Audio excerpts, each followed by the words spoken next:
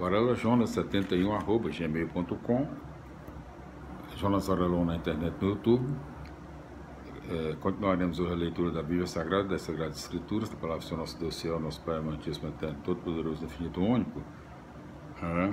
No Antigo Testamento, a leitura dos livros proféticos, livro Baruque, é o número 6, sexto livro profético, e o 34º livro do Antigo Testamento. Vamos fazer o livro do Baruque, né? Nós fizemos aqui a leitura do livro do Baruque, que é arrependimento e conversão. Fizemos a leitura da introdução, num vídeo, né? Depois nós fizemos a leitura do capítulo 1. Dentro do capítulo 1 tem justamente a culpa e a esperança do perdão, que é a primeira parte do livro do Baruque, que engloba aqui o capítulo 2, né? O capítulo 3 também, né? O capítulo 3, exatamente, capítulo 3. Aí dentro do capítulo 3 já entra a segunda parte, né? Primeiro a culpa e a esperança do perdão, a segunda parte a sabedoria entre os homens, que é justamente aqui que faz parte do capítulo 3, né? Que vem aqui, depois vem o capítulo 4, né? Também, justamente, ainda no primeira parte, segunda parte. Aí na segunda parte, né, sabedoria entre os homens, no seu capítulo 4, né? Aí quando vem aqui, dentro do capítulo 4 já, aqui no capítulo 4 já entra a segunda parte, coragem, meu povo, né? Coragem, meu povo. Primeira parte, a culpa e a esperança do perdão. Segunda parte, sabedoria entre os homens. Terceira parte, coragem, meu povo, é dentro do capítulo 4. Aí vai até capítulo 5, né? Aí dentro do capítulo 5 vem a quarta parte, que é a carta de Jeremias, né? Que é o finalzinho do capítulo 5. E nós vamos agora para o capítulo 6, né? Do livro de Baruque, capítulo 6, em todos os seus, vamos ver aqui quantos versículos, né? 72 versículos, é longo. Vamos para a leitura do capítulo 6 do livro de Baruque, que é justamente, já faz parte aqui da carta de Jeremias, né? Então vamos aqui, capítulo 6, e primeiro tópico do capítulo 6, né? Vamos aqui. Lutar contra a alienação, né? Carta de Jeremias aqui fica aqui no capítulo 5, né? Vamos aqui, agora ao capítulo 6. Se carta de Jeremias é uma parte, né? Então, o capítulo 6 está englobado aqui. Então vamos. Capítulo 6, lutar contra a alienação. Por causa dos pecados que vocês cometeram contra Deus é que estão sendo levados prisioneiros para a Babilônia, sob as ordens do rei deles, Nabucodonosor. Vocês chegarão à Babilônia, aí ficarão por muitos dias, um longo tempo, ou seja, durante 7 gerações. Depois disso, vou tirá-los daí em paz. Durante esse tempo, vocês verão na Babilônia deuses de prata, de ouro e de madeira que costumam ser carregados nos ombros e provocam temor entre os pagãos. Cuidado para não ficarem vocês também parecendo com esses estrangeiros, nem se deixarem influenciar pelo temor desses deuses. Quando vocês virem as multidões ajoelhadas na frente e atrás deles, pensem dentro de si mesmos: é só a ti, Senhor, que devemos adorar, pois o meu anjo estará sempre com vocês e ele pedirá conta da vida de vocês. A língua desses deuses foi feita por um artista. Ela está coberta de prata ou de ouro, mas é de mentira e não pode falar. Como se faz com a moça que gosta de enfeites? Pegam ouro e fazem uma coroa para colocar na cabeça de seus deuses. De vez em quando, os sacerdotes, tendo tirado ouro e prata dos seus deuses para o seu próprio proveito, o dão até a prostitutas de bordéis. Eles enfeitam com roupas como se fossem gente. E, repetindo, eles enfeitam com roupas como se fossem gente a esses deuses de prata, de ouro ou de madeira, mas eles não podem livrar-se da ferrugem nem do caruncho.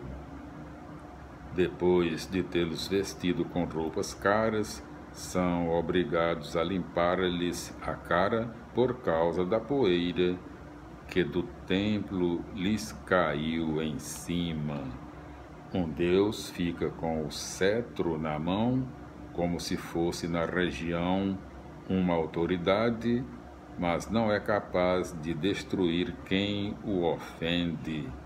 Outro tem uma faca ou machadinha na mão e não é capaz de se defender de inimigos ou ladrões.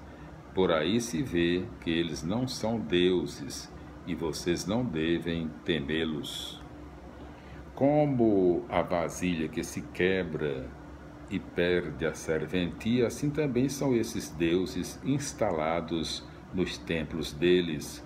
Os olhos desses deuses vivem cheios de poeira levantada pelos pés daqueles que entram no templo, da mesma forma como se fecham com segurança todas as portas por trás de alguém que ofendeu o rei e fica preso e condenado à morte. Assim também os sacerdotes fecham os templos com portas, trancas e ferrolhos para que seus deuses não sejam roubados por ladrões. Acendem mais lâmpadas para eles que para si mesmos, embora esses deuses não sejam capazes de ver nenhuma delas, como o madeiramento do templo, cujo cerne dizem estar carunchado por cupins saídos do chão. Assim também esses deuses nada sentem quando suas roupas ou eles próprios são corroídos. O rosto deles fica escuro por causa da fumaça do templo. Em volta deles, por cima de suas cabeças, voam morcegos, andorinhas e outros passarinhos, e até gatos saltam. Por aí se vê que eles não são deuses e vocês não devem temê-los. Quanto ao ouro de que são cobertos para ficarem bonitos, se ninguém lhes dá lustro, não brilha. Eles mesmos, nem quando foram fundidos, sentiram coisa alguma. Embora não tenham vida, eles foram comprados por um preço muito caro. 100 pés são carregados nos ombros, mostrando aos homens a sua falta de valor. Até quem cuida deles passa vergonha, pois se um desses deuses cai no chão, ele é que tem de levantá-lo. E quando alguém os coloca erguidos e de pé, eles não são capazes de andar por si mesmos. Se tombam, não podem se endireitar. Os dons são oferecidos a eles como a mortos. Para proveito próprio, os sacerdotes vendem o que foi sacrificado a esses deuses. A outra parte, as mulheres salgam sem dar nada aos pobres e necessitados. Até a mulher menstruada ou que acaba de dar à luz toca nesses sacrifícios. Portanto, sabendo que não são deuses, não tenham medo deles. Como poderiam ser deuses? São mulheres que oferecem sacrifícios a esses deuses de prata, de ouro e de madeira. Nos templos deles, os sacerdotes circulam com a roupa rasgada, a barba e o cabelo cortado e a cabeça descoberta em sinal de luto. Urram e gritam diante de seus deuses, como alguns fazem nas cerimônias fúnebres. Os sacerdotes tiram a roupa dos deuses para vestir suas mulheres e crianças. E esses deuses, favorecidos ou prejudicados por alguém, não são capazes de retribuir. Repetindo, e esses deuses, favorecidos ou prejudicados por alguém, não são capazes de retribuir, não podem nomear nem destronar reis.